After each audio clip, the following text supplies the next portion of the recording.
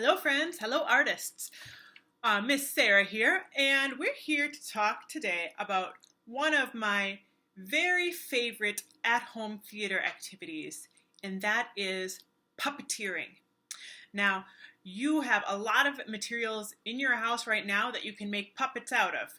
You can look at a couple videos that I've already made, the rod puppets video, the recycled hand puppets video, to learn how to make some of those puppets. And also one of the most famous kinds of puppet, sock puppets, are very easy to make at home. All you need is a sock, maybe some googly eyes or puff balls or yarn or felt. Really, you can make them out of anything. So those are some really great ways to make puppets at home. And now I'm just going to go over a couple basic techniques for puppeteering to make your puppet come to life, no matter what kind of puppet you have. And to help me with this today, I have a very special guest. I'd like you to meet my friend, Herbert. Oh, hi, Herbert. Welcome. Hi, Sarah. It's nice to see you. Hello, kids. It's great to see all of you. I'm so excited to play and help you out with all this today. Woohoo! Thanks, Herbert. So as you see, Herbert is a sock puppet. Herbert, can you show off? Oh, that's so nice, Herbert. Great. Yes, great.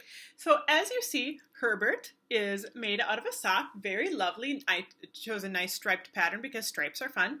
And just a couple little puff balls for eyes. And then some little googly eyes on there so that he's nice and expressive.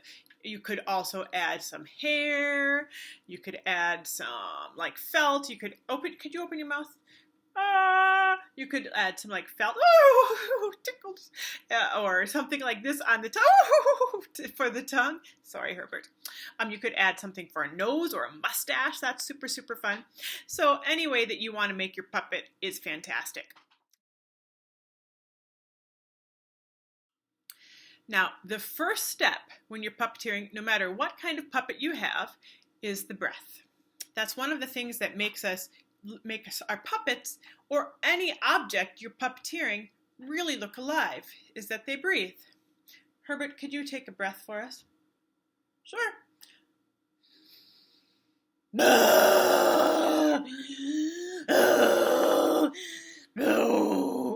Herbert, that was a little much. I meant just like a gentle, normal breath, not like a dragon or something. So, sorry. It's all good. Just a gentle breath.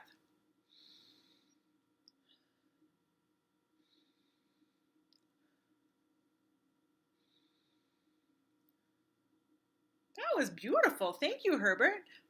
You're welcome. So that was very nice. So no matter if you're doing a rod puppet, a hand puppet, shadow puppets, tabletop puppets, no matter what kind of puppet you're using, if they have a little bit of breath, it helps them to look very much alive. The next step is talking. Now, as you see, this is a hand puppet, so my hand, beautiful. My hand is inside the puppet. My hand makes the jaw. It's true, Herbert. I have a jaw? You do. You have a jaw. Roar! Can you open up your jaw? As like we have a jaw. Ah, yeah, yeah. So do puppets. Yeah, yeah, yeah. Great. Nice work, Herbert. And my fingers are the top part of the jaw. And Herbert, could you open your mouth? My thumb is the bottom part of the jaw.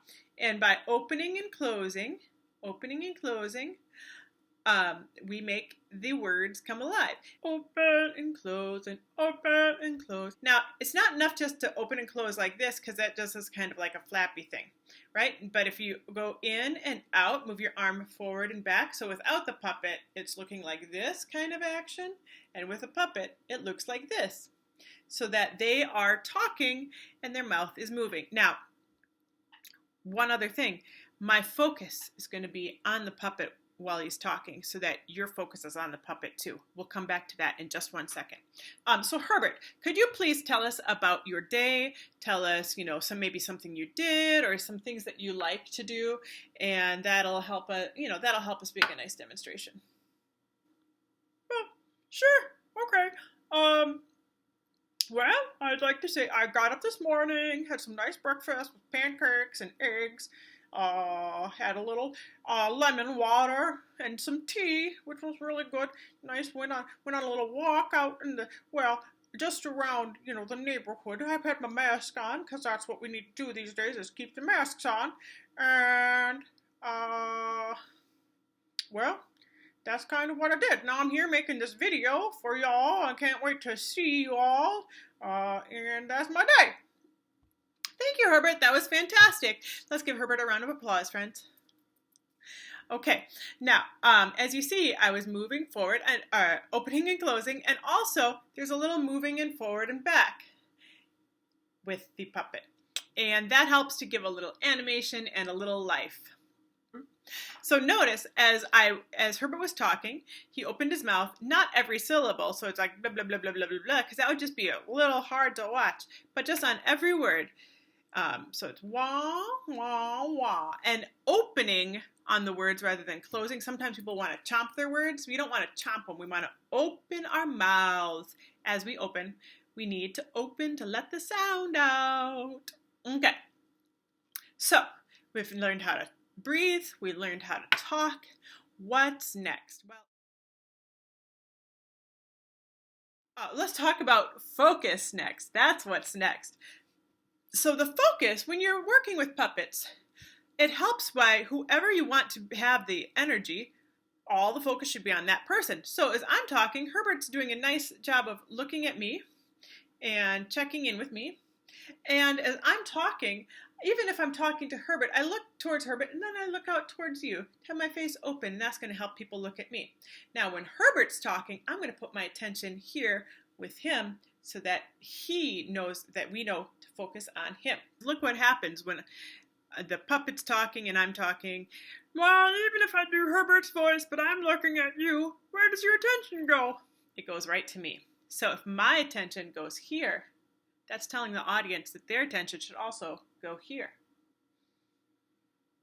Oh, that's really kind. I feel just happy when you give me that nice focused attention and active listening. Thank you, Sarah. Well, you're welcome, Herbert. Let's talk about how puppets express emotion. So a lot of, because we don't have a face that changes expression, like our face changes like, we're mad, happy, like all of these things in the construction of it. But what we can do is use a lot of body language to help tell the story. So, for example, if your puppet is feeling very sad, they might just kind of droop down. Because when we are sad, our body often does this sort of thing. But then if we get happy, we might get really happy, perk up again, because that's what we do. We perk up. And if we get really happy, we might even throw back our head and like give a big woohoo, woohoo, ha, ha, ha, ha, ha, and like really energetic kind of things. Whereas if we're sad, we might go slowly. Right? So there's different ways that using speed and tilting makes us happy or sad. Another thing that we can do is if your puppet sees something that scares them, they might give a little shimmy, a little shake. If they're scared, they might dart their heads around. Oh, it's just a kitty cat. I thought it was a snake. So something like that, right? So you can dart your head around. Sudden movements and stillness might mean you're scared and now you're holding still. And then you can relax and it's like you're holding your breath. And once you relax, you start to breathe again. You can get that subtle motion in. So there's just a couple of ways. Also, you could try like crumpling up your face maybe to make a mad face, or like squishing up a nose. See what that does.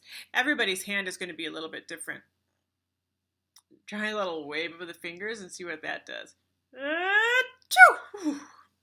Yeah, so just different things. So see what you can do with your body language and speed of movement, and whether it's jerky, sharp movements or like slow. What does the slow movement say? What if you're like super happy and like, what does this movement say versus this movement? What emotion are we feeling versus this?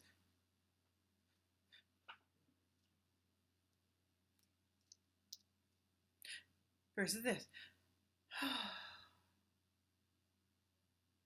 So those are some ways to express emotion in your puppet.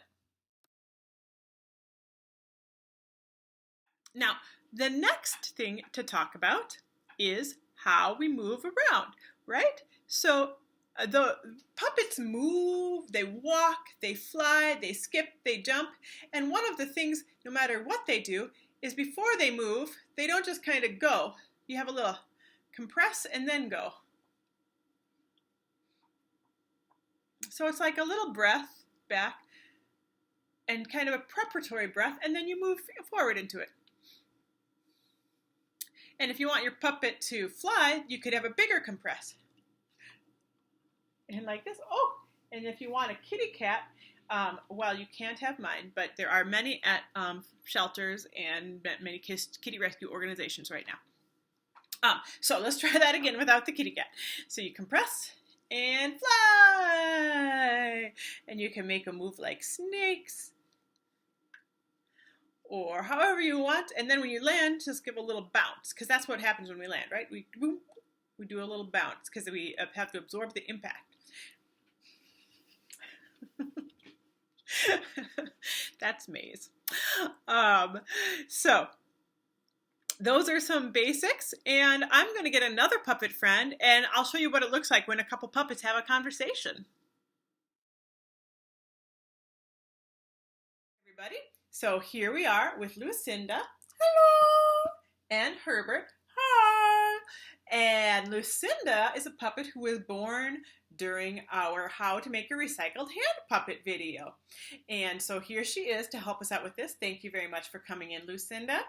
And we're going to have a puppet conversation. So the guiding principle is that whoever is talking, basically everybody else looks at them. So as you see, as I'm talking, these two are looking at me. It helps to give us the focus and know where to look as an audience member.